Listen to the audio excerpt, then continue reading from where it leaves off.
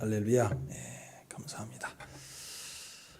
자, 시험에 들지 않게 깨어 기도하라. 기도는 바로 나 자신을 내가 꺾는 겁니다.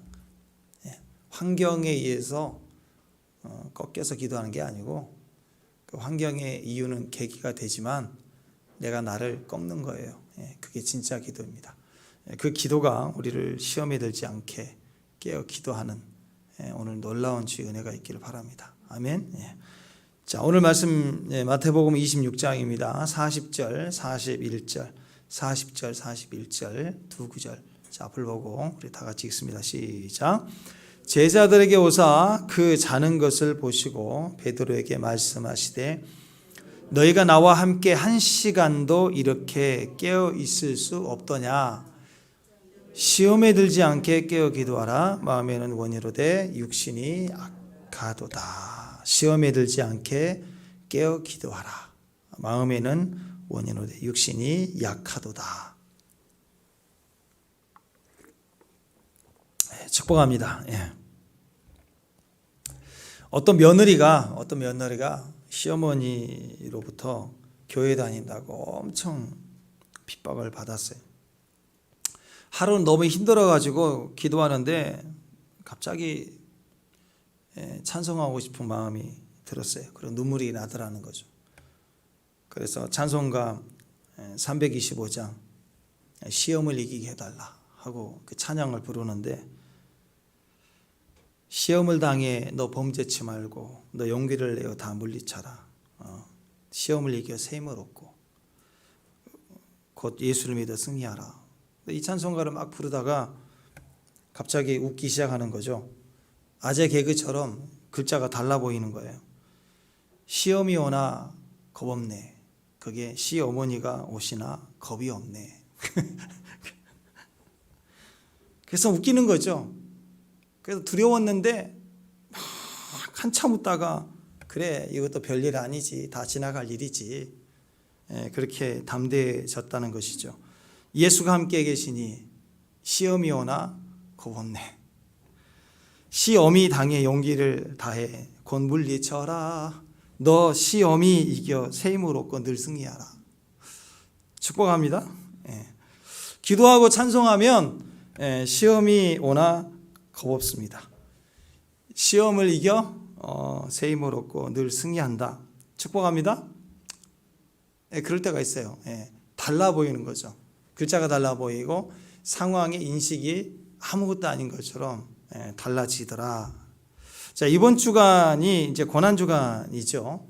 우리 마음속에는 나도 매일 새벽에 일어나 기도하고 또 하루를 시작하고 싶다, 이런 소원이 우리 다 안에 있어요. 누구에게나 다 있어요. 근데 늘 원함만 가지고는 않더라, 안 되더라 라는 거죠. 원함이 있죠. 그러나 잘 안 되는 거죠.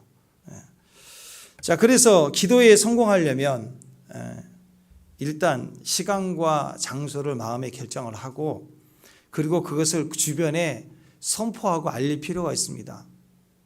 카톡 창에도, 이 상태 창에도 이렇게 알릴 필요가 있습니다. 그러면 일단 절반 이상이 시작이 되는 것 같아요.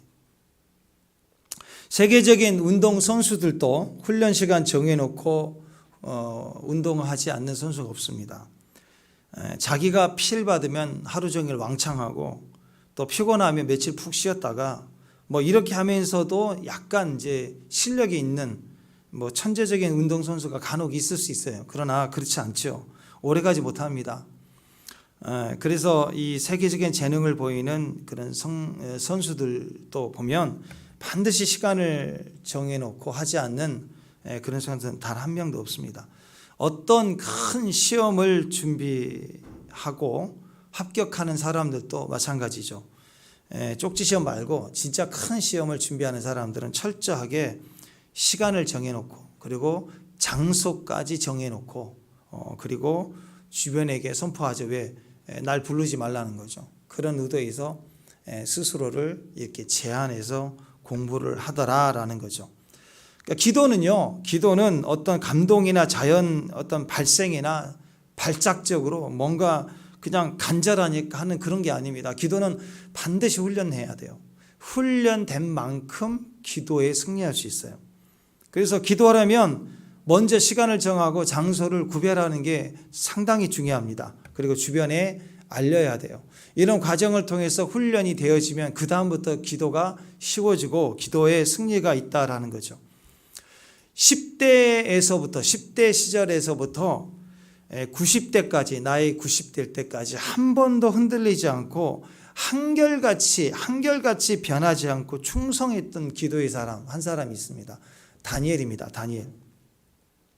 다니엘의 인생은, 이 기도 인생은 딱 두 가지였어요. 첫 번째는 뜻을 정하였고 두 번째는 그 뜻을 위해서 기도했어요. 순간순간 원하는 소망, 이렇게 소원성취 기도한 게 아니고 말씀 속의 뜻을 정하고 그 뜻을 가지고 기도했어요.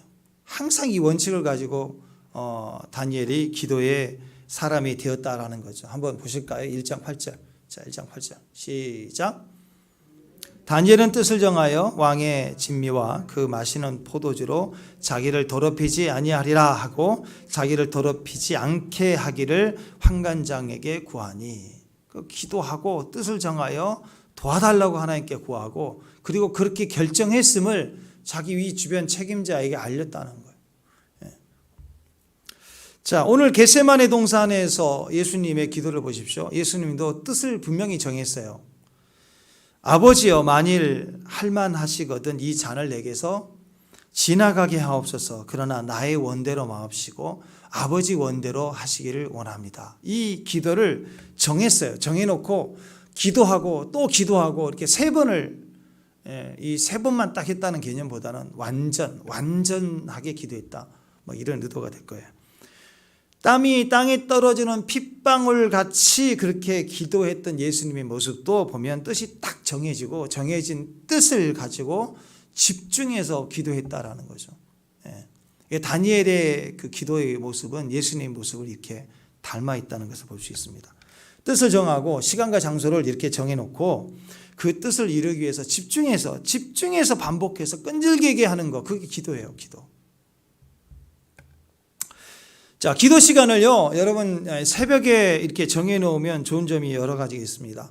새벽에 기도 시간을 딱 정해버리면 핑계 댈 수가 없어요. 기도하자 그러면 뭐 이런저런 핑계가 많잖아요. 근데 새벽에 친구 만나겠다고 약속한 사람 거의 없잖아요. 새벽에는 누가 나를 부르지도 않아요. 갑자기 어디 가자 연락도 안 와요.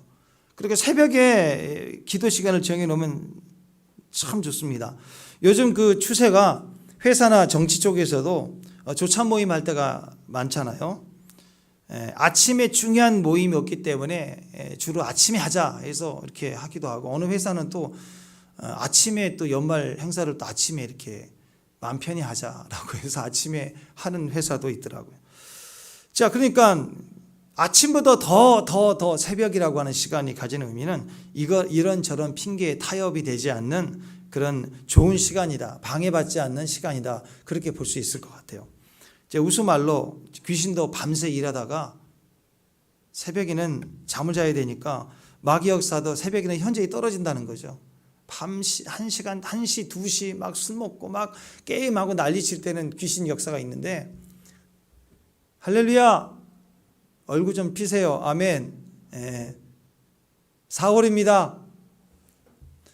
꽃이 피었습니다. 이래도 얼굴이 펴지지가 않으시네. 기쁘시죠? 아멘. 거울을 비춰드리고 싶어요. 그 기쁨을 얼굴에 좀 알게 하세요. 자기 얼굴에. 축복합니다. 마귀가 제일 힘을 발휘하지 못하는 시간대가 어디냐? 새벽이 새벽. 홍해도 새벽에 갈라졌습니다. 출애굽기 14장 보면 밤새 큰 동풍으로 바닷물을 물러가게 하고 새벽에 애굽의 군대가 바다 가운데에서 다 엎어진 시간이에요. 새벽에 홍해도 갈라졌습니다. 다윗이, 그 견고하고 튼튼하고 분명했던 신앙인 다윗이 무너지는 이유, 새벽기도 안 해서 그렇다고 했죠. 새벽을 지키니까, 새벽을 지켰던, 도망자 시절에 내가 새벽을 깨우리로다, 비파와 수고마 틀어라 막 이렇게 했던 다윗이 전쟁이 나도 안 나갈 만큼 나라가 안정되고 한 2천만 원 정도 내가 쓸 수 있는 여유가 생기니까 아무것도 안 하는 거예요. 새벽 시간 지키고 왜? 그럼 밤새 새벽을 어떻게 지키느냐? 밤새 술 마신 거예요. 밤새 술 마시고 놀고 새벽 4시 5시 되니까 이제 늘어 자는 거죠. 그러다가 한 11시쯤 깨가지고 이제 시장 가니까 물을 먹고 화장실 가고 그러다가 몸이 또 안 되니까 또 다시 엎어 자고 그리고 오후 딱 5시 6시 되면 깨서 이제 말똥말똥하죠. 배고프죠. 밥 한 끼 먹고 그 다음에 이제 초저녁부터 말똥말똥해서 이제 또 막 이렇게 돌아다니는 하이에나처럼 이제 그때 딱 나왔더니 바스바 보이는 거죠.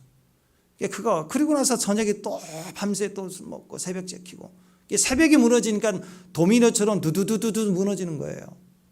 새벽을 지키면 또 다시 회복이 됩니다. 또 장소도 가능하면 교회가 제일 좋습니다. 집에서도 할 수 있지만 막 갑자기 어느 날 여러분이 새벽기도 드리다가 갑자기 중심에 불 붙을 수 있잖아요. 그러면 갑자기 아래층에서 난리가 날 수 있으니까 그럴 때는 교회가 좋죠. 그래서 주변에다 내가 시간과 또 장소를 알릴 필요가 있습니다. 그러면 에브라함 링컨처럼 남북 전쟁 시절에도 대통령 막사에 이렇게 흰 수건이 걸리면 기도 중이다. 그러면 긴급한 보고할 상황도 대통령의 기도 시간이다 하면 알리지 않았다고 하잖아요. 그렇게 알리면서 기도에 집중했던 대통령, 불가능한 또 불리한 조건 속에서 전쟁을 다 이겨내고 노예 해방하잖아요. 그죠?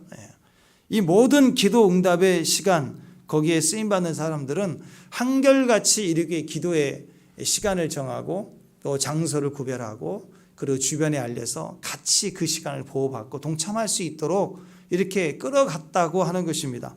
우리도 마찬가지입니다.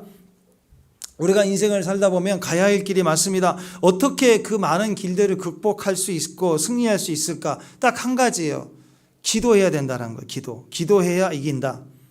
기도라고 하는 것은요, 내가 살아있으면 안 돼요. 기도로 내가 꺾여져야지만이 시작되는 게 기도입니다. 도저히 나라는 존재로는 안 되는구나. 나는 왜 이렇게 무지할까? 나는 무능할까? 이것이 철저히 인정될 때 그때부터 그 사람에게서 기도가 시작이 되는 거예요. 무릎을 꿇었다는 것은 내가 무능하다는 것을 인정하는 거 아니겠습니까? 그러니까 하나님의 도움이 필요합니다. 그게 무릎을 꿇는 거고 그것이 내 안에서 꺾여졌을 때 그때부터 사실은 주님이 우리를 위해서 일하시는 거죠. 그래서 먼저 우리가 기도할 때 제일 먼저 자기를 부인하는 것, 자기 자신을 부인하는 것이 필요합니다. 그게 기도입니다. 오늘 마태복음 16장 24절에서 우리가 했었는데요. 자, 보십시다. 시작.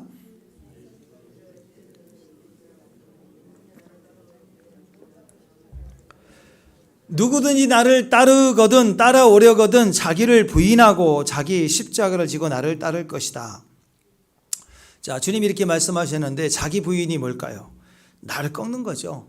자기 부인은 나를 꺾는 겁니다. 내가 죽고 예수로 사는 것입니다. 이것이 내가 예수님을 따라가는 길이고 그 길에 들어섰을 때 그때 내가 세상을 이기는 길에 들어선 거예요. 왜냐하면 우리는 세상을 이길 힘이 없으니까. 그래서 주님 안에 들어가야 내 인생이 세상을 이기는 길로 시작이 되는 거예요. 자, 마지막까지 고집 부리고 자기 뜻대로 사는 것, 잘 인생살이 하면서 불쌍하고 어리석은 사람의 모습입니다. 신앙은 한마디로 꺾이는 거예요. 신앙은 꺾이는 거예요. 수도 없이 꺾여야 돼요. 날마다 하루하루 나는 죄인 중에 괴수다 하면서 내 몸을 처복종한다. 사도 바울처럼 날마다 꺾여야 되는 거예요. 꺾여야 되는 거예요. 나의 변화를 위해서 옆에 있는 사람을 꺾어버리려고 하고 이기려고 하는 것, 그건 절대 우리가 승리할 수가 없습니다. 주님을 내가 만나고 내가 꺾여야 돼요. 그 과정이 신앙입니다. 말씀에도 꺾일 줄 모른다. 말씀에도 꺾일 줄 모른다. 그러면 가망이 없어요. 가망이 없다라는 거예요. 말씀으로 자기를 쪼개고 그리고 자기가 그 말씀에서 쪼개지려고 할 때 그 말씀으로 이 세상에 제일 강력한 존재가 내 자신인데 누가 나를 꺾어요? 없지요. 할렐루야. 거울 한번 보세요. 누가 나를 꺾어 세상에. 나는 절대로 안 꺾이는 사람이잖아요. 그죠? 근데 내가 말씀이 꺾으면 얼마나 위대해요. 그렇죠? 그 위대한 말씀이 나를 꺾었는데, 세상에 가장 강적을 꺾었는데, 이제 그 말씀을 가지고 살면 누구도 못 꺾겠어요. 세상도 마귀도 거기서 다 꺾여지는 것입니다. 그래서 우리는 날마다 주님 앞에서는 그냥 꺾여져야 돼요. 말씀 앞에 서면 그냥 무너져야 돼요. 그런데 내가 말씀 앞에서 꺾이진 않아. 말씀조차도 나를 꺾이지 않아. 그럼 그 말씀 갖고 누구를 꺾겠어요? 세상을 어떻게 우리가 이길 수 있겠습니까? 그러니까 내 뜻이 자꾸 꺾이는 거, 그게 은혜예요. 은혜. 힘으로는 안 돼요. 은혜로만 꺾이는 것입니다. 그게 말씀이라는 것입니다. 예배 시간에 여러분 이렇게 모이는 이유가 뭐예요? 예배 시간에 교회 나오는 이유, 여러분이 꺾이려고 오신 거예요. 아멘? 아멘? 말씀에 꺾인다는 것은 자아가 부인된다는 거고, 속된 말로는 자아를 죽인다. 그러니까 여러분 지금 죽으러 오신 거예요. 할렐루야.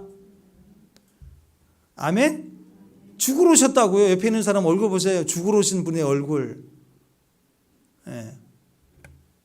구약시대의 짐승의 제사가 우리의 제사 아니었습니까? 나를 대신해서 짐승을 죽이는 거예요. 주님 앞에 나와서 나를 끝장내는 거, 그게 제사이고 그게 예배입니다. 예배는 나를 끝장내는 거예요. 예배는 내가 나를 끝장내는 거예요. 내가 죽는 겁니다. 내가 꺾이는 것입니다. 내 뜻이 완전히 망하는 거예요. 그게 예배예요. 그래서 예배 드리는 사람들은 예배하는 도중에 자기 입에서 고백되기를, 내가 나로 망하였도다. 내가 나로 망하였도다. 예배드리면서 내가 나로 망하였도다. 이 고백이 나오십니까? 그러면 그는 이사야가 되는 거예요. 이사야 6장 5절 말씀. 자, 시작. 그때 내가 말하되 화로다 나여 망하게 되었도다. 나는 입술이 부정한 사람이다를, 입술이 부정한 백성 중에 거주하면서 만군의 여호와이신 왕을 배웠음이로다 하였도다. 예배드리면서 내가 망하였도다. 내가 망하였도다. 그 이사야의 영성을 가진 사람. 예배 드리면서 나는 날마다 죽어야 돼. 나는 날마다 꺾어야 돼. 바울의 영성을 가진 사람들이에요. 시작. 형제들아, 내가 그리스도 예수 우리 주 안에 가진 바 너희에 대한 나의 자랑을 두고 단언하노니 나는 날마다 죽노라. 이 고백이 내 고백 같아 보일 때 바울의 영성이 되는 거예요. 여러분, 나이 들수록 생각해 보세요. 나이 들수록 50, 60, 70, 80대, 요즘 100세 시대잖아요. 조금 더 올라갑시다. 90세 됐어요. 90세. 90세 된 내가 옹고집이에요. 90세 된 고집센 할아버지, 욕쟁이 할머니, 그렇게 살면 되겠어요? 나이가 들수록 꺾어야 돼요. 꺾여야 돼요. 부드러워져야 돼요. 축복합니다. 그래야 주변이 살죠. 자, 그런데 우리는 막연하게 자기 부인 이렇게 생각하면 이게 어떻게 이루어지는가 잘 모릅니다. 자기 부인, 자아가 죽는다는 것이 무엇을 의미하는 것인지 잘 몰라요. 배운 적이 없어요. 지금까지 배운 것은 나를 더 주장해야 산다. 상대를 이기는 기술만 딥다 배우고 자라온 거예요. 지금까지. 모든 것을 경쟁으로 봐, 생존으로 봐야 돼. 어떻게 해서든지 생존하는 방법만 배우고 살아온 거예요. 그런데 우리가 기억해야 될 것은 자아는 기도할 때 죽습니다. 기도의 결과가 자기 부인이에요. 기도하지 않는 사람은 겉으로는 매우 겸손한 척해도 그 겸손은 어떤 겸손이냐? 자기 부인이 안 된 사람의 겸손이에요. 자기 부인이 안 된 사람의 겸손은 각자의 상황에 따라 라인이 있어요. 데드라인이 있다고요. 그것만 넘어가면 다 무너지는 거예요. 지금까지 겸손했는데 그거 하나 건들면 다 무너지는 거예요. 겸손치 못하는 거예요. 다 깨져버리는 거예요. 진짜 겸손은 그 선을 넘어가야 되는 거예요. 그 선이 없는 것을 의미합니다. 진짜 자기 부인이 된 겸손이에요. 내 자아가 무너져 있는 겸손. 그러니까 지금도 그렇고 내일도 그렇고 모레도 그렇고 한결같아요. 그 선이 없기 때문에 항상 그 모습이 나오는 거예요. 왜? 깨졌으니까. 그러니까 그 겸손이라고 하는 것은 자기 부인이 되어야 하는 과정을 매일매일 보냈기 때문에, 매일 기도하였기 때문에, 그래서 그 안에서 참된 겸손이 만들어진 것이죠. 우리가 기억해야 됩니다. 자기 부인은 반드시 기도해야만 돼요. 기도를 통해서만 자기 부인이 되어지는 거예요. 예, 물론 자기 부인이라고 하는 것이 남에 의해서도 될 수가 있습니다. 남에 의해서도. 누군가 나를 향하여 저거 별것도 아니네. 나는 열심히 했는데 옆에서 저거 별것도 아니네. 그들이 나를 부인해 버리는 거예요. 나는 최선을 다했는데, 그리고 내가 생각해도 참 멋지게 잘 해냈는데 갑자기 주변에 어떤 사람들은 저거 별거 아니네. 나는 열심히 했는데 내가 잘못도 없는데 그게 내 모습인데 옆에서 자꾸 사람들이 환영하지 않고 나를 미워하고 나를 차별하고 억지로 자꾸 구석으로 몰아내고 너 저기 있어라 그러고 나 빼놓고 움직이고 자꾸 이런 식으로 가면 우리 자아가 파괴돼요. 나를 내가 부인당하는 거죠. 그러면 우리 안에서 분노가 일어나기 시작합니다. 자기 부인이 이루어지긴 하지만 주변에 의해서 자기 부인이 자꾸 이루어지면 나는 심한 상처를 받게 되고 점점 분노가 이루어집니다. 그러면 그 조직에서 살아남으려고 하니까 나를 부인하는 대로 그냥 그렇게 처신하는 거예요. 약간 그러네. 예의 맞춰주고. 근데 시간이 지나면 겸손해 보이는 그 모습이 어떻게 될까요? 점점 쌓이고 분노가 올라오고 화가 나기 시작하고 그 다음에 점점 내 자아는 나도 모르게 내가 컨트롤할 수 없을 만큼 점점 힘을 가지게 되고 괴물처럼 변하고 강력해지기 시작합니다. 자아가 변한 게 아니고 남에 의해서 자아가 부인되기 시작하면 내 안에 자아는 점점 짐승처럼 강해지기 시작합니다. 이것이 때로는 가정에 와서 내가 할 만한 사람들 속에서는 폭발적으로 일어나기 시작하고 낮에는 굉장히 걷잡을 수 없는 큰 일을 저지르는 힘이 되기도 하는 것입니다. 상처로 인해서 자아가 오히려 더 강해진다는 거예요. 남에 의해서 자기 부인이 된 것은 오히려 그 부작용 때문에 자아가 더 강해질 수 있다는 거예요. 그래서 스스로 자기 부인이 이루어져야 됩니다. 어떻게 해요? 가장 좋은 방법은 뭐냐? 기도하는 거예요. 내가 기도하는 거. 기도는 나 자신을 내가 꺾어야 하는 것입니다. 그래서 기도 자체가 자기 부인을 이렇게 베이스로 기초로 하고 있는 거예요. 내 힘으로 내가 더 해보겠다. 이런 마음이 있으면 기도 안 해요. 내 힘, 내 지혜, 내 방법으로 안 되니까 기도하는 거잖아요. 조금이라도 줄 서보고 연락해 볼 곳이 있으면 기도 안 해요. 거기 매달리지. 그러니까 이것이 자기 부인입니다. 자기 부인이 되는 거, 내 힘, 내 지혜, 내 방법을 내려놓는 거, 이제 안 되는구나. 그럴 때 기도가 시작되는 겁니다. 그래서 기도는 내 자신을 내가 스스로 꺾는 거예요. 거기서부터 기도가 시작되는 거예요. 거기서부터 나에게서 나올 수 없는 승리와 이김이 오는 거예요. 세상에서도 한 번도 경험해 보지 못했던 도움이 위로부터 오는 거예요. 위로부터.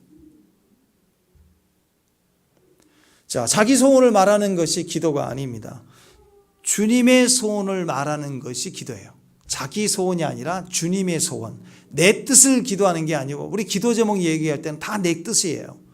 근데 주님의 뜻을 가지고 구하는 것, 그게 크리스찬의 기도입니다. 자기가 자기 내면에 시퍼렇게 살아있다면 온통 기도 속에 자기 자아로 가득 찰 거예요. 내가 원하는 거, 내가 바라는 거, 내가 이렇게 해야 되는데, 나는 이렇게 되고 싶은데, 내 자아가 살아있으면 기도 속에 온통 내 자신이 가득 차 있는 거예요. 이것은 성황당 기도고, 이건 불교식 기도죠. 정성으로 하는 기도입니다. 성도의 기도는 약속을 말하는 거예요. 우리 기도 속에 전부 주님이 계시고 주님의 약속이 말해지는 거고, 주님의 임재가 가득 차 있는 것이 성도의 기도입니다. 하나님의 뜻으로 가득 차 있는 것. 그러니까 기도는 딱 거기서 결정 나는 거예요. 내가 없어져야 돼요. 내 소원, 내 뜻이 없어져야 돼요. 그러니까 기도가 이렇게 바뀌는 거죠. 어려운 일이 있습니다. 이 어려움을 이기게 해달라고. 그 기도는 성도도 할 수 있고 세상 사람도 할 수 있는 거예요. 대상이 부처이고 성황당 삼신 할머니가 될 수도 있고, 우리는 이제 예수님 이름으로 한 것뿐이지 똑같은 기도를 하는 거예요. 근데 성도의 기도는, 약속의 기도는 뭐예요? 주님 이 어려움을 이기게 해달라고. 물론 그 기도도 하셔도 돼요. 그러나 성숙한 기도의 사람, 자기가 부인된 사람은 이 어려움을 이기게 해달라고 기도하기보다는 이 과정을 통해서 주님의 뜻을 이루어 달라고. 에브라함 링컨이 그랬잖아요. 다 크리스찬들이잖아요. 남쪽에 있는 그 군대, 북쪽에 있는 링컨의 군대 싸울 때 다 찬송가 불렀어요. 마귀들과 싸울지라 딴따다단 막 드럼치면서. 남쪽에도 찬송가 부르고 싸우고 북쪽에서도 찬송가 부르고 따라 싸웠다고요. 그럼 누가 이겨요? 장관들이 에브라함 링컨에게 얘기했어요. 남쪽에서 기도회를 하면서 이기게 해달라고 기도하는데 우리도 군대의 사기를 위해서 우리도 이기게 해달라고 기도해야 되지 않겠냐고. 에브라함 링컨이 버럭 화를 내면서 이기게 해달라고 기도하지 말고 하나님의 뜻이 이루어지게 해달라고 기도하라고. 그죠? 같은 형제인데 죽이고 살리는데 이겨야 되는 거야. 이겨먹으려고. 성숙한 성도의 모습은 하나님의 뜻이 이루어지는 거야. 내가 이겨도 하나님의 뜻이 이루어져야 되고 내가 패배해도 그 패배 속에서 실패 속에서도 그걸 가지고 가장 아름다운 주의 뜻이 이루어지는 거. 그게 주님의 목적이죠. 그러니까 기도는 내 자신이 사라져야 돼요. 자아가 깨져야 돼요. 자기 부인이 돼야 그게 진짜 기도인 것입니다. 그래서 오늘 예수님의 기도를 보면 예수님의 개인적인 기도 뭐예요? 이 잔을 내게서 지나가게 해달라고. 그러나 그 기도의 끝은 어떻게 마무리가 되죠? 내 원대로 마옵시고 아버지 원대로 주님의 뜻이 이루어지이다. 그렇게 기도를 하는 것이에요.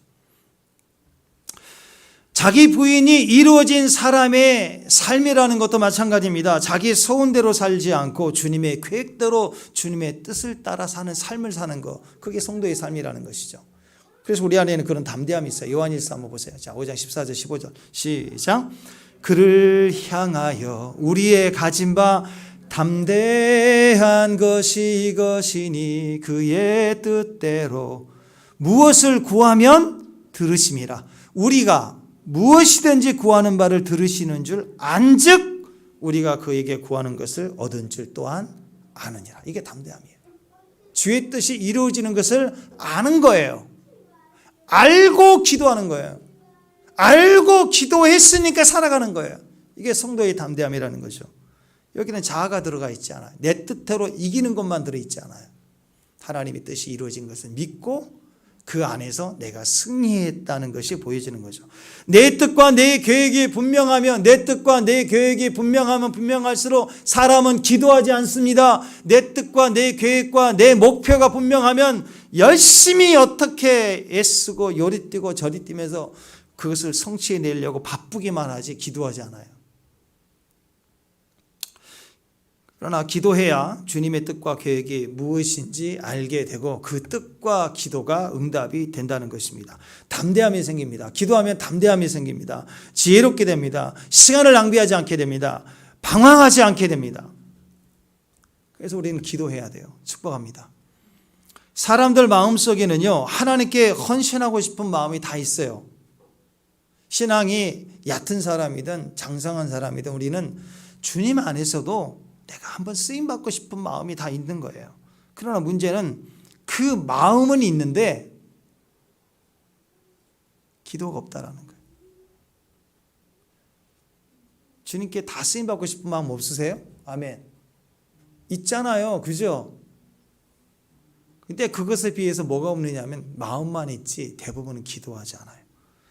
그래서 힘들다 괴롭다 어렵다 하면서도 늘 깨지고 넘어지고 가끔씩 안 되겠다 싶으면 확 뒤집어져 가지고 술 한잔하고 들어오고, 그러면서 또 혼자서 생각하기를 왜 나는 잘 안 되는 걸까, 자괴감도 들고, 또 우리에게 이런 쪼다 같은 모험이 늘 있기도 해요. 한 번씩 팩팩 넘어지는 자아가 발동되는 혈기와 이런 모습들을 볼 때 우리는 참 나는 이게 안 되는구나 그렇게 생각하기도 합니다. 그러나 그래도 그 마음속에는 뭐가 있느냐 하면, 그래도 나는 참 나중에라도 하나님께 참 멋지게 쓰임받고 싶다, 헌신하고 싶다, 주의 일 하고 싶다, 성교하고 싶다, 그런 마음들이 성도 안에는 다 있을 수밖에 없어요. 왜? 거듭났으니까. 하나님 나라가 이미 우리 안에 있으니까. 그 나라의 소원이 누구에게나 다 있다는 거예요. 그런데 왜 기도를 안 하느냐는, 왜 기도를? 그러니까 늘 마음뿐이죠. 늘 장담만 있어요. 장담만 하고 기도하지 않는 사람들, 계획만 있고 기도하지 않는 사람, 그 뜻이 절대로 이루어지지 않습니다. 소원이라고 하는 것, 내 안에 든 하나님 나라의 소원이라고 하는 것은요, 사람의 힘으로 되어지는 것이 아니에요. 하나님이 하시는 일들입니다. 그래서 기도해야지만이 되어지는 일들이에요. 근데 하나님 우리 안에 마음의 소원을 주셨고 내가 동의하고 그 기쁨을 가지고 있지만 문제는 기도하지 않으면 그냥 마음뿐인 거예요. 그러니까 뭐 하느냐, 말로 각오만 해, 결단만 해, 그리고 기도하지 않아. 그러면 아무것도 이루어지지 않는다는 것입니다. 베드로를 보십시오. 예수님이 너희 중 한 사람이 나를 팔리라 그랬을 때 제자들마다 주여 난 아니지요, 난 아니지요 다 그랬어요. 심지어 유다조차도 라비어 저는 아니지요 그랬어요. 그때 베드로는 큰 소리치면서 장담하기를 모두 주를 버릴지라도 나는 결코 버리지 않겠나이다. 베드로가 큰 소리쳤어요. 장담했어요. 베드로가 거짓말했다고 생각하지 않아요. 그 의지는 강했던 것 같아. 절대로 나는 주님 배신하지 않습니다. 의리, 인간적 의리, 뭐 이런 거 아니겠어요? 근데 베드로의 결과는 어떻게 되죠? 3번이나 부인합니다. 첫 번째 그냥 부인했어요. 두 번째 맹세하여 부인했어요. 세 번째 저주하면서 부인했어요. 베드로만 그럴까요? 네, 우리도 마찬가지라는 거예요. 지금도 그렇습니다. 기도하지 않고 장담만 하는 사람들은요, 그 장담을 열심히 해도 큰 소리 쳐도 절대로 안 돼요. 안 될 수밖에 없어요. 기도하지 않았기 때문에. 어떤 분은 카톡 프로필에다가 순교자 홍길동 막 이랬어요. 주를 위해 죽자, 순교자의 삶을 사는 사람 막 이렇게 카톡 프로필에 써놨어요. 그럼 뭐예요? 꽝인데. 그거 딱 보는 순간 꽝이에요, 꽝. 제가 그걸 어떻게 할까요? 여러분들은 그걸 어떻게 알아요? 읽으면서 딱 느껴지는 걸 어떻게 알아요? 입만 순교자죠. 그 사람은요, 무엇을 보면 알 수 있느냐? 기도하지 않고 있으니까 알 수 있는 거예요. 헌신과 목표는 분명한데 그만큼 기도를 안 하고 있으면 그건 다 꽝인 거예요. 기도하지 않으면 꽝인 거예요. 그림의 떡이에요. 전단지의 피자예요. 전단지 피자. 값을 지불해야 내 것 되죠. 보고만 있으면 내 안에 내 입에 들어오지 않는다라는 거예요. 기준이 바로 그래서 기준이 뭐냐? 기도라는 것입니다. 기도가 없는 사람의 말은 절대 들을 필요가 없어요. 축복합니다. 아멘. 네. 쓰임 받고 싶지만 기도가 없다면 그냥 마음뿐인 거예요. 순교는요, 순교하는 것은 기도해야 가능합니다. 기도하지 않는 사람은 순교자 홍길동 그래도 절대로 순교 안 돼요. 나는 순교하고 싶어. 안 돼요, 순교. 네? 기도하지 않으면 선교도 안 되는데 무슨 순교가 돼요? 아무것도 안 되는 것입니다. 베드로 보십시오. 큰 소리 치고 장담했지만 기도가 없으니까 순교가 안 되는 거예요. 그러나 베드로의 사명 끝에는 어떻게 됐어요? 베드로의 마지막 베드로의 마지막 모습은 그 사명의 끝은 뭐였어요? 순교했잖아요, 그때. 십자가에 거꾸로 매달려 순교합니다. 얼마나 자아가 죽었던지. 자아가 죽었다는 말은 기도했다는 것이죠. 기도의 삶을 살아왔던지, 베드로가 얼마나 자아가 죽었던지, 순교까지도 십자가에 매달려 죽는 것, 순교까지도 예수님처럼 매달림 당함을 감당치 못하겠다고 나는 거꾸로 매달린다. 그래서 거꾸로 매달려 순교를 당하는 거예요. 오늘 베드로가 예수님 앞에 큰 장담했을 때 베드로는 기도 없는 베드로였어요. 나중에 종국의 베드로의 말세의 순교의 그 아름다운 역사는 왜 그렇게 겸손하고 강력한 열매를 맺혔느냐? 그는 기도의 삶을 살았기 때문이죠. 순교의 길을 걷는다는 사람이 기도의 자리에 나오지 않고,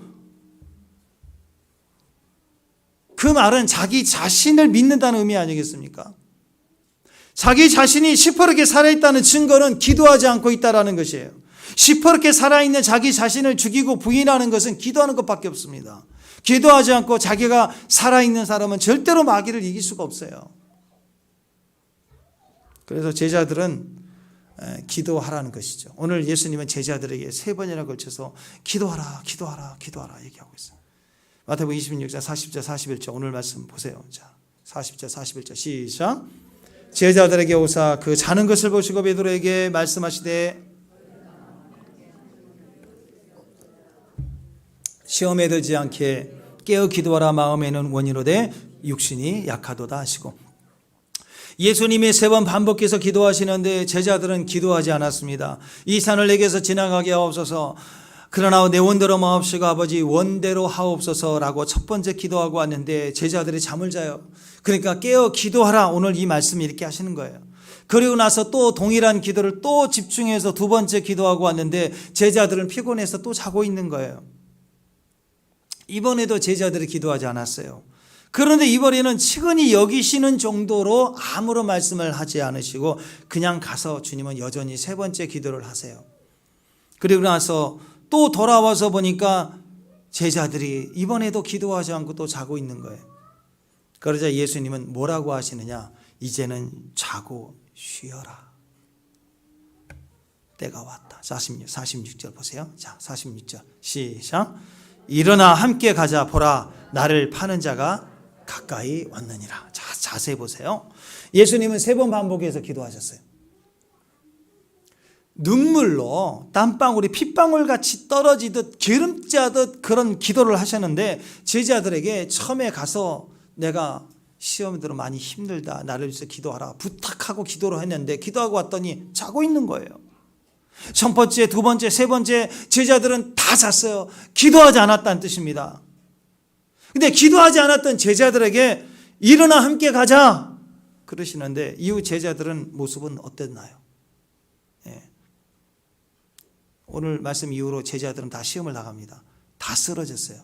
기도 없이 일어나 함께 가자 했더니 기도하지 않았던 그들이 예수님을 따라갔다가 어떤 일이 벌어졌습니까? 그들에게 시험이 닥치니까 예수님이 잡히시니까 장담도 하고 결단도 하고 인간적 의리 다 있다라고 얘기했던 그 모든 사람들이 다 나가 떨어지는 거예요.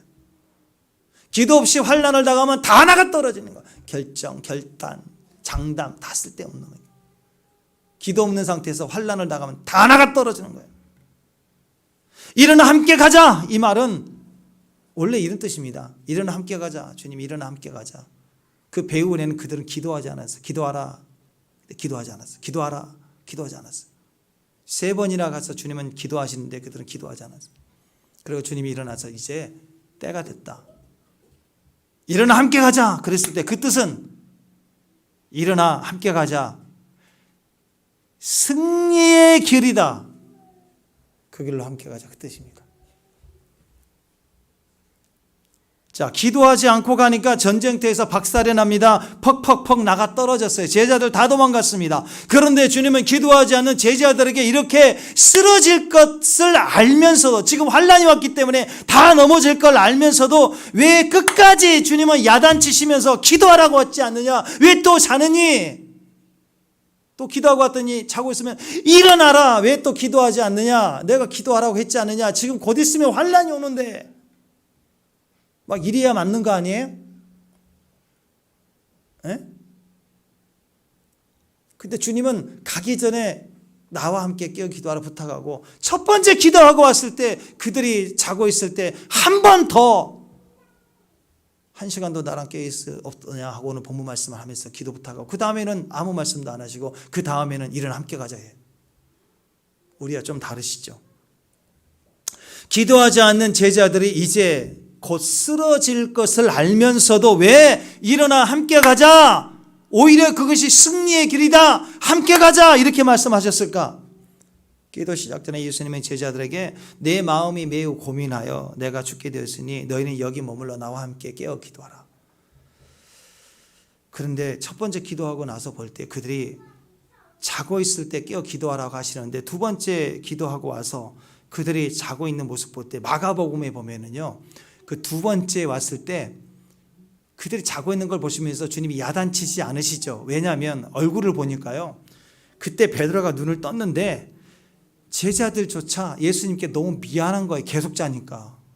예수님은 죽을 듯 기도하시는데 빗방울 땀방울처럼 떨어 기도하시는데 기도 끝나고 오셨는데 자기들은 다 졸고 있으니까 자고 있으니까 너무 미안한 거예요. 한번 보세요. 마가복음 14장 40절입니다. 시작. 다시 오사 보신즉 그들이 자니 이는 그들의 눈이 심히 피곤합니다.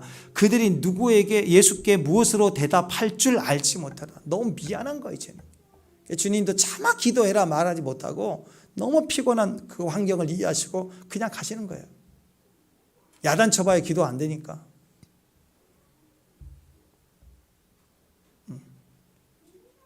큐티하라 큐티하라 막 밤에 늦게 오는데요. 그래도 큐티하라 큐티하라 막 문자로 보내고 안 하고.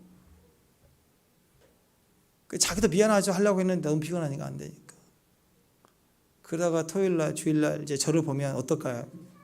미안해서 고개를 딱 숙이고 피하더라고요. 그와 비슷한 거예요. 비슷한 거. 목사님 내일부터 제가 새벽기도 결단합니다. 막 큰 소리 쳤는데 그 다음날 안 나와. 그리고 오후에 길 가다 만났어. 그러면 미안하죠. 괜히 미안할 일이 아닌데 괜히 미안한 거예요. 장담했다 안 되니까. 뭐 그런 비슷한 거예요. 예수님은 더 이상 그들에게 아무런 말씀치 아니하시고 그냥 돌아가서 세 번째 기도를 하고 그리고 돌으셔서는 전혀 예상 밖의 말씀을 하시는 것입니다. 일어나 함께 가자. 근데 그 말의 의미는 괜찮아. 승리의 길이 될 거야. 야단칠 법도 하시는데 전혀 마음을 무겁게 하시지 않으시고 일어나 함께 가자. 지금 환란이 오는데 너희는 나가 떨어질 거야. 그러나 전국적으로는 궁극적으로는 다 넘어지지만 결국은 다시 일어설 거야. 승리하게 될 거야. 이 전체를 다 세팅해놓고 말씀하고 계시는 거예요. 여러분 이것이 기도 응답을 받은 사람의 말입니다. 기도를 마친 사람의 모습이에요. 연약한 제자들에게 더 이상 기도의 짐을 지우지 않고 그 연약함 속에 그 연약함까지 내가 다 짊어지고 그들이 당할 시험까지 내가 영으로 다 안고 가가지고 중보를 끝냈기 때문에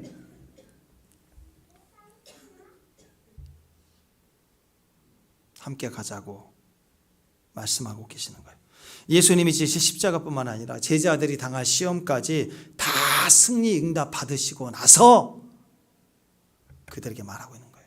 그러니까 비록 제자들이 기도하지 못해서 이후 그들의 모습을 보면 그냥 퍽퍽퍽 쓰러져 버립니다. 그러나 완전히 망하지는 않게 됩니다. 배도하지 않습니다.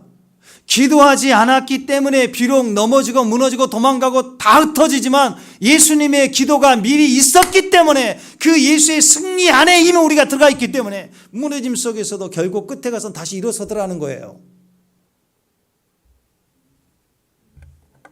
누가복음 22장 31절에 보면 이렇게 얘기합니다. 이거 보세요. 진짜 할렐루야. 31절 32절 시작. 시몬아 베드로야 베드로야 보라 사탄이 너희를 밀가부로 타려고 요구하였으나 그러나 내가 너를 위하여 내 믿음이 떨어지지 않기를 기도하였으니 너는 돌이킨 후에 내 형제를 굳건히 하라. 시험이 닥치고 예수님이 잡히는 전쟁터에 들어서자마자 다 나가 떨어집니다. 기도하지 않고 장담했다가는 다 나가 떨어지는 거예요. 다 도망갔습니다. 그러나 이미 그걸 아시고 예수님의 제자들의 믿음이 떨어지지 않기를 그 전에 기도하였기 때문에 사탄이 밀가부로도 와가지고 난리를 쳐서 넘어질 수밖에 없었지만 다시 일어설 수 있게 된다는 거예요. 왜? 주님이 미리 기도해놨으니까. 여기에서 유다만 빼고 다 넘어졌죠. 다시 회복이 다 됐죠. 왜 그럴까요? 유다는 소속이 안 됐기 때문에 그 기도 효과가 없어요. 요한복음 17장 예수님이 기도하셨던 모든 주기도문, 예수님이 기도하는 모든 것은 다 이루어짐을 믿습니다. 아멘? 그러나 그것은 기계적으로 이루어지는 게 아니에요. 예수를 믿는 자에게 응답이 되는 거죠.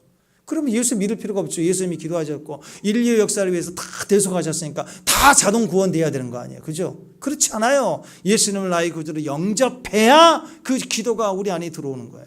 예수님의 제자들은 예수님의 소속이 있었어요. 함께 있었어요. 임파테이션이 됐어요. 기도의 역사가 나타났어요. 근데 유다는 한 번도 3년 반 동안 열심히 따라다니며 일은 했지만 그는 예수님께 속한 자가 아니었습니다. 예수님의 기도가 입혀지지 않는 거예요. 예수님의 증보의 그늘 아래 들어와 있지 않는 것입니다.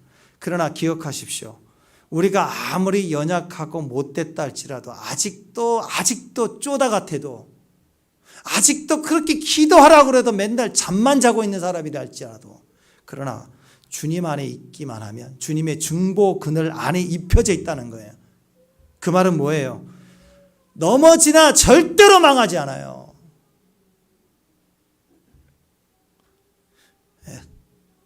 때로는 타협하고 무너지고 옛사람의 성품이 나오기도 하지만 절대로 우리는 지옥 가거나 실패하거나 완전히 배도하거나 그럴 수 없다라는 거예요.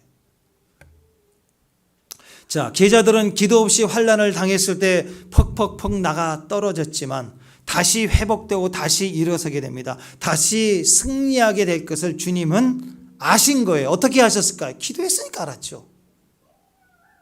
그냥 예언적으로 미래 보고 하시는 게 아니라 주님이 기도했기 때문에 들으신 줄 아는 거예요. 기도를 마친 승리감을 가지고 가자. 그 말 속에는 지금은 이 환난에 나는 잡히고 너희는 무너질 거야. 그러나 다시 너희들이 회복될 것을 아신 거예요. 예수님 말씀에 내가 너를 위하여 내 믿음이 떨어지지 않기를 기도하였으니, 그래서 사탄이 밀가부를 타려고 어떤 환난과 고난을 가지고 닥쳐온다 할지라도 우리는 기도 없으면 없는 만큼 무너질 거예요. 깨질 거예요. 박살날 거예요. 도망갈 거예요. 그러나 걱정하지 마세요. 주님 안에 속해 있는 자들은 다시 일어서게 됐어요. 아멘? 아멘. 그러나 여기서 우리가 생각해야 될 게 하나 이것이 있습니다. 세 번째 주님이 오셔서 말씀하실 때는 일어나 함께 가자, 승리의 길 함께 가자 하신 것인데, 제자들의 이 모습을 보면 다 나가 떨어져고 나중엔 다시 회복이 됐지만요, 사도행전의 제자들의 모습은 어땠죠? 완전히 다른 인생을 삽니다. 뭐가 달라진 거죠? 성령 받았어요.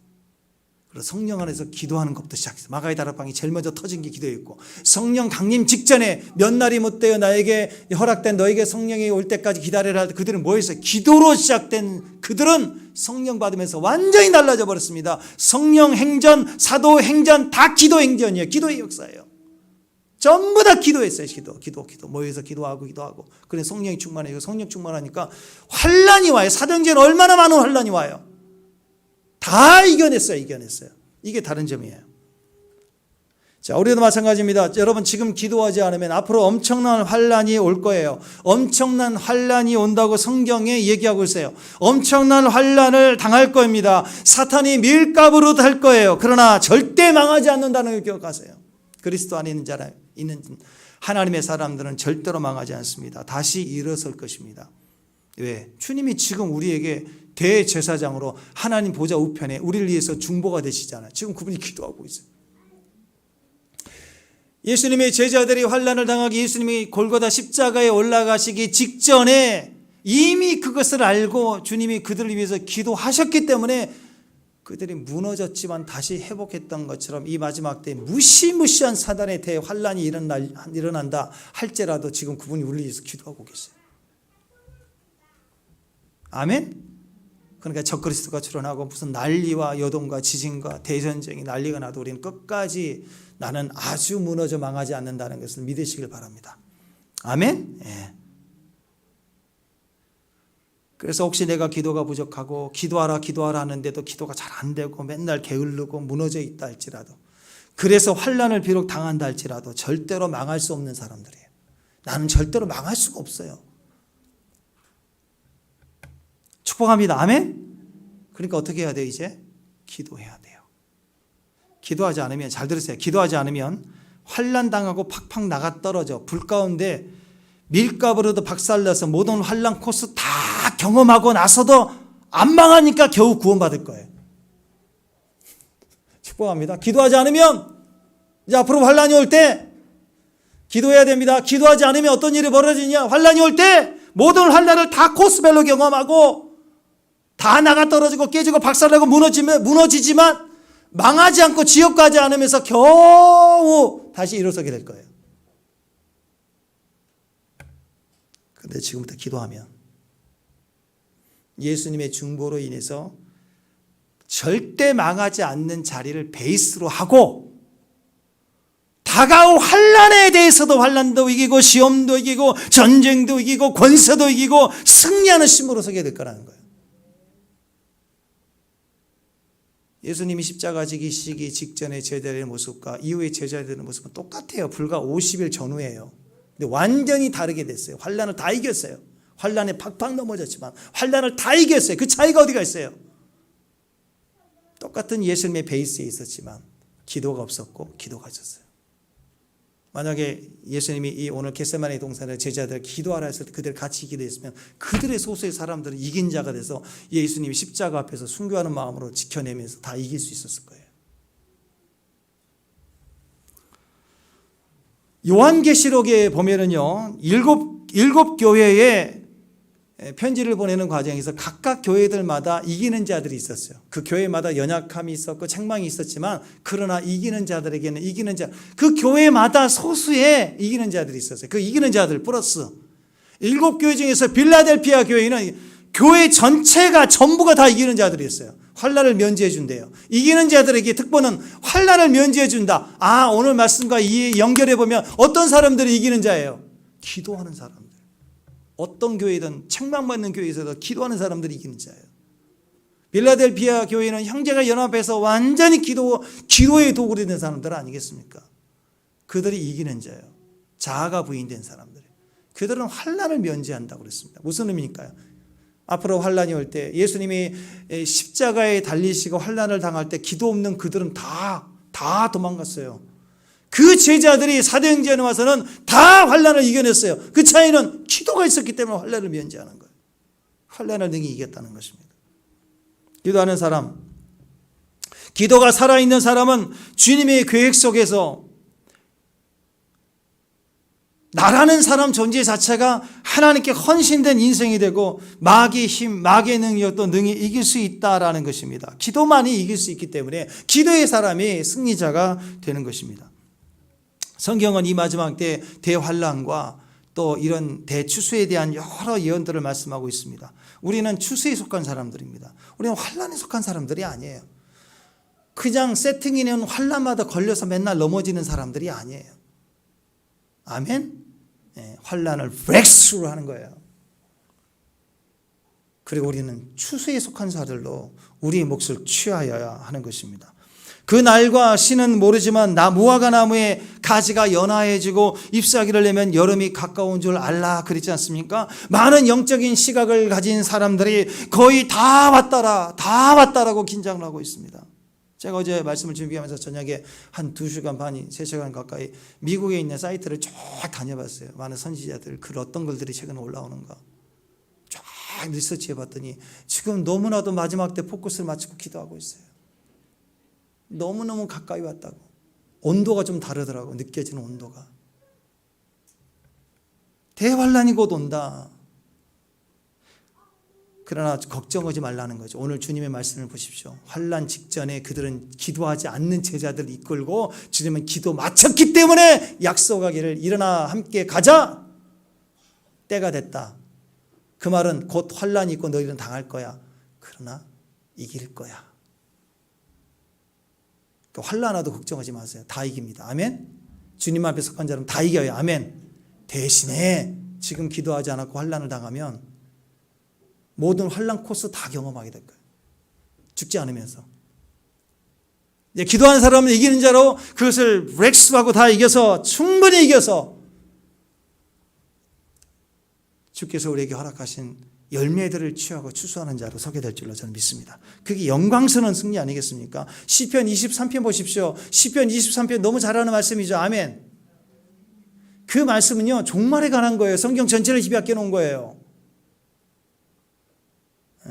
푸른 초장 실만한 물가에서 고기 구워 먹고 앉아있는 캠핑 얘기가 아니에요. 종말 이야기예요. 보세요. 1절, 2절, 3절. 자, 시작. 여호와는 나의 목자신 내가 부족함이 없으리로다. 자, 이 말은 뭐예요? 신앙 고백입니다. 여호와는 나의 목자시니 내게 부족함이 없으리로. 내가 부족함이 없다. 이것은 주는 그리스도의 나의 살아계신 하나님의 아들입니다라는 신앙 고백이에요. 두 번째, 시작. 푸른 벌바지에 누이시며 쉴만한 물가에 인도하시는도다. 이것은 환경과 조건이 다 하나님 앞에서 세팅되고 내가 회복되고 치유될 것을 얘기하고 있는 거예요. 현재 나를 살피시고 있는 걸 내가 믿기는. 세 번째 시작. 내 영혼을 소생시키고 자기 이름을 위하여 의의 길로 인도하시는도다. 환경과 조건만이 아니라 이제 내면이 영혼의 줄기로서 하나님과 결합되어 있는 상태를 말하고 있는 거예요. 신앙이 점점점 깊어지기 시작하는 거예요. 여러분, 내가 누군가에게 이렇게 옷을 하나 선물을 해주면 살 때 그 기쁨도 있지만 언제 기쁘냐면 그가 그 옷을 막 기뻐해주고 선물을 받을 때 막 입으면서 잘 어울린다고 하고 좀 안 어울린 것 같은데 본인은 막 너무 이뻐서 좋아 죽으려고 그래. 그러면 괜히 막 내가 선물한 사람 너무 기쁘잖아요. 안 그래요? 내가 사준 옷을 입고 있고 내가 그 다음에 만났는데 내가 사준 신발을 신고 있고 내가 만들어준 음식을 맛있게 먹고 있고 그러면 기쁨이 배가가 되는 거예요. 하나님도 마찬가지입니다. 하나님 우리에게 선물로 시간을 줬어요. 그 시간을 막 값지게 쓰는 거예요. 막 물질을 줬어요. 값지게 그 물질을 쓰기 시작하는 거예요. 건강을 주셨어요. 그 건강을 우리가 값지게 사용을 하기 시작하는 거예요. 주님이 내게 주신 직장, 우리 가족, 모든 것을 감사함으로 받으면서 그 감사함 속에서 하나님을 영광하고 기뻐하고 그러면 얼마나 주님이 기뻐하시겠어요. 그래 막 더 사주고 싶죠. 더 해주고 싶은 거 아니겠어요? 스바냐 3장 17절 너의 하나님 여호와가 너의 가운데 계시니 그는 구원을 베푸실 여호와 전능자시라. 그가 나로 인하여 기쁨을 이기지 못하게 하시며 나를 위해서 막 쓰러져 자빠진대요. 아니 주님이 역사하시고 임재가 있으면 나만 떨어졌나요? 기도받고 나만 넘어지나요? 아니라니까요. 주님도 쓰러진대요. 나만 보면 기뻐서 그냥 팍 쓰러진대요. 얼마나 이쁜지. 도대체 너는 왜 이렇게 이쁜 거니? 아멘? 네. 주님이 나를 향한 기쁨을 이기질 못해. 주님도 져요. 맨날 나한테는. 주님도 못 이겨요. 기쁨에 대해서는 못 이기는 거죠. 창조자 하나님이 그렇게 기뻐하시는 이유가 뭐냐? 나 때문에 이기지 못하신다. 내가 믿음으로 하나님께 헌신하면 그 준 시간을 가지고 헌신하면 건강을 준 것을 가지고 헌신하면 내 가족을 통해서 헌신하면 주님이 막 자빠지고 쓰러지고 못 일어나신다. 얼마나 좋으신지. 때로는 위장된 선물, 부정적으로 보이는 위장된 선물, 억울함, 아픔, 고난과 같은 시간을 선물로 주는데 선물로 무슨 이런 걸 나한테 선물로 주냐고 그러지 않고 그것도 아멘 하고 달게 받고 반응하니까 주님은 얼마나 기쁘겠어요. 그죠? 그 다음 절이 그래서 그래요. 4절 시작. 내가 사망의 음침한 골짜기로 선물로 받아 다닐지라도 해를 두려워하지 않을 것은 주께서 나와 함께 하심이라. 주의 지팡이가 막대기를 나를 안위하시나이다. 지금 예수님 잡히시기 전에 기도하고 지금 가시는데 때가 됐다 함께 가자 하는데 막상 가서 보니까 다 나가 떨어지는 거예요. 이 고난과 환난이 무슨 선물이라고, 이게 승리라고, 같이 가자고 기쁨으로 우리를 데리고 가실까? 아니라는 거예요. 그게 기쁨이라는 거예요. 놀라지 말라는 거예요. 해를 두려워하지 말라는 거예요. 내가 기도에 낫다라는 거예요. 그러나 적극적인 기도는 이제 우리가 기도하면 이제 진짜 환난도 재밌어요. 아멘. 그래서 어떤 사람은 환난이 오는데 그 속에서 막 지혜를 찾고 분별하려고 막 금식하고 이겨나가려고 하면서 결국 끝에 가서야 기뻐서 아멘 하는데 어떤 사람들은 환난이다 싶은데 씩 웃어요. 그냥 할렐루야. 예. 아니 환난이 왔다는데 막 기뻐서 웃어. 막 너무 기쁘다고 막. 어떤 사람은 금식하자 그러면 금식의 기간 동안 주님의 순종하려고 마음의 준비를 하면서 경건하게 하면서 견디어나가서 끝까지 마쳤을 때 죽 먹으면서 기뻐하는 분도 있지만 어떤 분들은 금식한다 그럴 때 막 밥을 사기 시작해. 내가 금식 중이라고. 막 밥 사고 막 자기는 안 먹고 그 입으로는 씩 웃고 그런 사람들이 있어요. 수준이 다르죠. 사망의 음침한 골짜기로 다니는데 막 기뻐서 자빠지는 거예요. 주의 막대기와 지팡이가 있구나. 자, 5절 6절 시작. 시작. 주께서 내 원수의 목전에 내게 상을 베푸시고 기름으로 내 머리에 바르지 내 산이. 영적 전쟁이 끝나. 영적 전쟁은 어떤 줄 아세요? 원수들의 목전에서 원수들을 딱 세워놓고 사탄이를 다 세워놓고 나를 콜링 홍길 딱 넣었더니 너 먹어 하고 나를 위해서 막 잔치상을 벌리는. 마지막 때의 전쟁은요, 금식하고 이기는 에스더의 전쟁 시대가 아니에요. 마지막 때의 전쟁은 잔치하면서 이기는 거예요. 신부는 잔치하면서 이기는 거예요. 그래서 에스더의 진짜 승리는 어디가 있어요? 3일 죽으면 죽으리라 기도하는 게 아니죠. 그 다음에 왕의 잔치를 반복하면서 하만을 죽이잖아요. 그죠? 금식이 아니라 먹고 마시면서 이기는 전쟁이 남아있습니다. 기뻐하면서 이기는 전쟁이 우리 것이에요. 하나님 우리를 향하여 잔치의 상을 왕의 상에 앉게 하시는 축복을 부르시기 때문입니다. 6절 시작. 내 평생에 선하심과 인자하심이 반드시 나를 따르리니 내가 여호와의 집에 영원히 살리로다. 천년왕국 새하늘과 땅 새 예루살렘의 영생의 약속이 우리 안에 여기 확증되어 있습니다. 내 평생의 선하심과 인자하심이 반드시 나를 따라요. 아멘. 지금 환난, 어려움, 고난의 시간이 와도 걱정하지 마세요. 주님이 지금 일어나 함께 가자 그랬기 때문에. 환난이 와도 기본 베이스입니다. 베이스. 평생의 선하심과 인자하심이 있습니다. 아멘. 아멘. 기도하지 않았어도 아멘. 환난을 당하나 결국은 내 평생의 선하심과 인자하심이 있어요. 그러나 오늘 플러스 한 가지 더 기도할 것은 뭐예요? 내가 기도하면 어떤 일이 벌어져요? 평생의 선하심과 인자하심 위에 면류관을 받은 승리의 돌파가 있어요. 승리의 돌파. 승리하며 가는 환난을 승리하며 가는 거예요. 환난 중에도 이기는 것이 아니라 환난을 아예 이기는 자의 모습으로 갈 수 있어요. 왜? 기도하니까. 그분이 우리를 위해서 지금도 대제사장으로 중보하기 때문에 우리는 평생의 선하심과 어떤 환경 속에서도 인자하심이 함께 하신다는 거예요. 그러나 이제 우리가 우리를 사랑하시는 이로 말미암아 이게 넉넉히 이기는 자가 돼요. 아멘.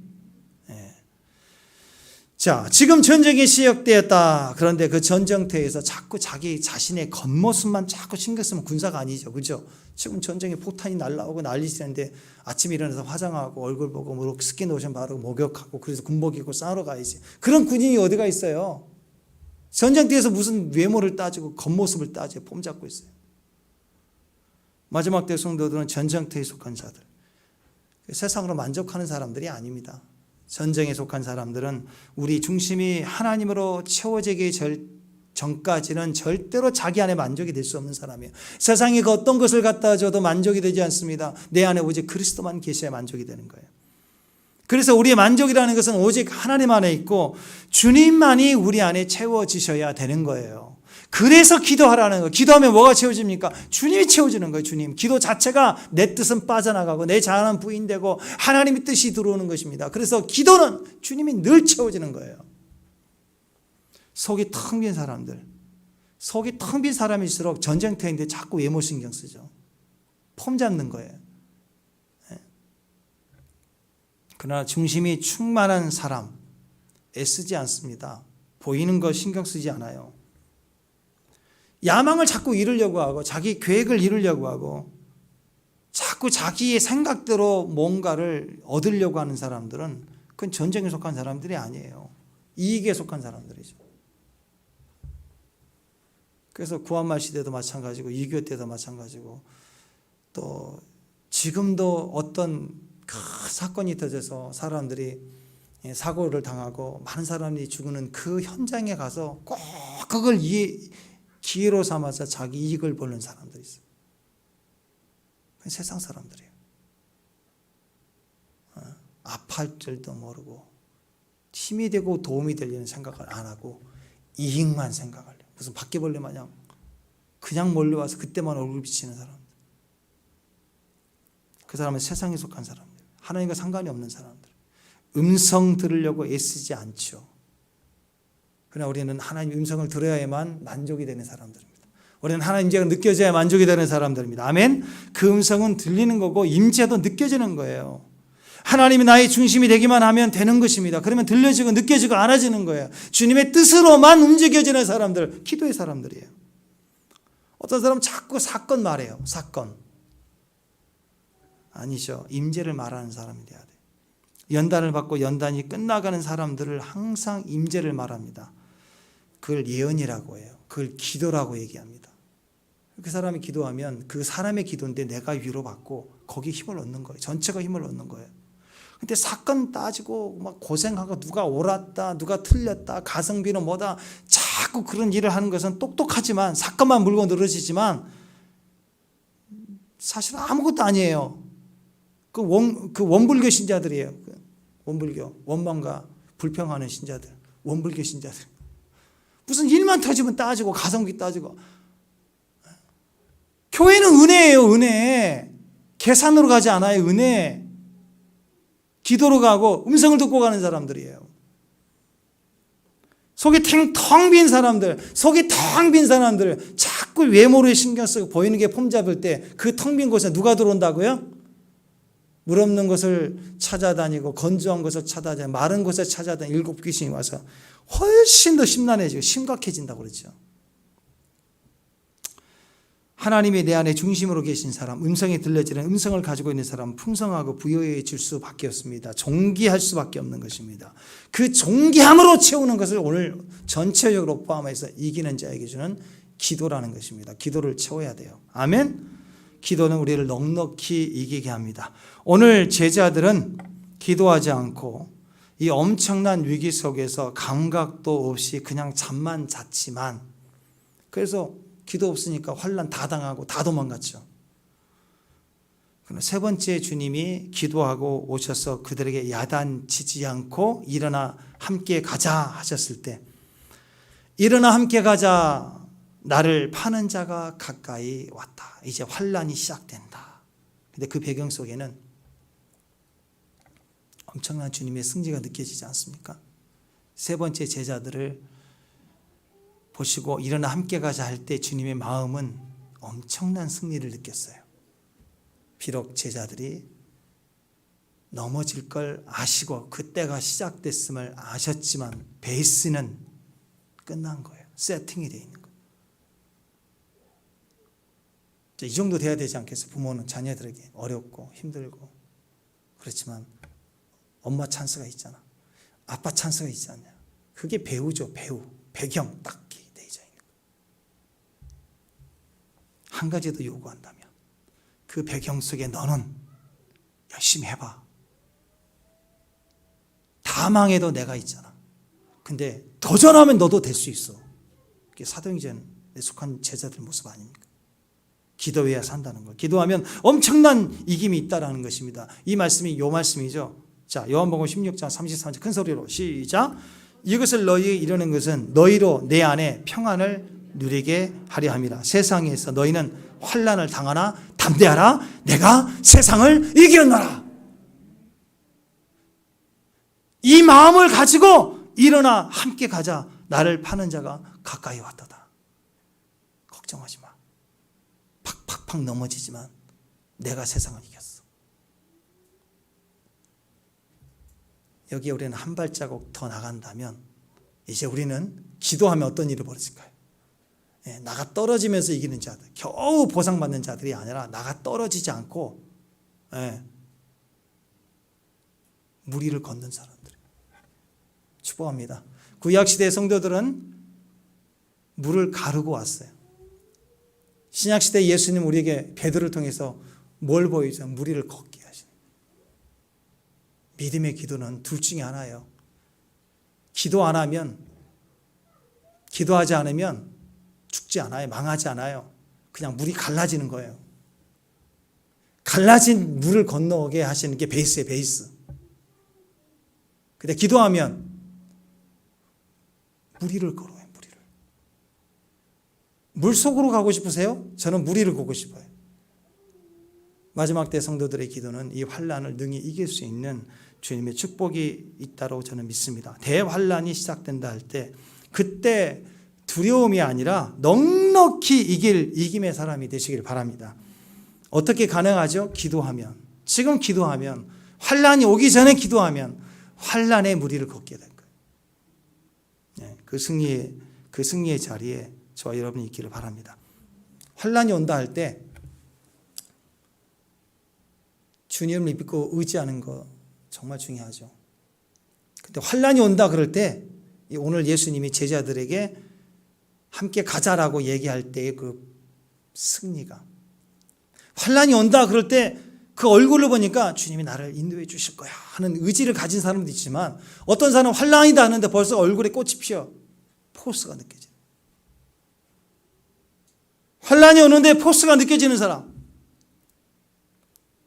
왜? 기도했기 때문에, 기도의 마침이 있기 때문에, 기도의 힘이 내 안에 느껴지는 것을 알고 지금 나와 섰기 때문에 포스가 있어요. 그게 신비의 모습 아니겠습니까? 아멘. 환난 앞에서도 일어나 함께 가자, 누군가에게 손을 잡고 그렇게 얘기해 줄 수 있는 승리의 사람, 승리를 예언하고 말할 수 있는 사람, 그 기도의 사람, 기도의 승리가 있기를 주님의 이름으로 축원합니다. 기도하겠습니다. 예수님의 우리를 위한 그 중보가 지금 있기 때문에 하나님, 이미 우리 안에 절대 망하지 않는 구원이 있음을 고백합니다. 예수님의 그 중보 위에 이제 우리가 기도함으로 말미암아 환난이라도 이기고 시험이라도 이기고 전쟁이라도 다 승리하는 영광스러운 주의 신부로 서게 하여 주옵소서. 기도만이 우리를 넉넉히 이기는 이김이 됨을 믿습니다. 이 세상 끝날까지라도 항상 기도가 살아있는 사람, 기도의 사람, 기도의 포스를 가진 사람, 넉넉히 이기는 사람 되게 하옵소서. 이제는 우리 주 예수 그리스도의 은혜와 하나님 아버지 사랑하심과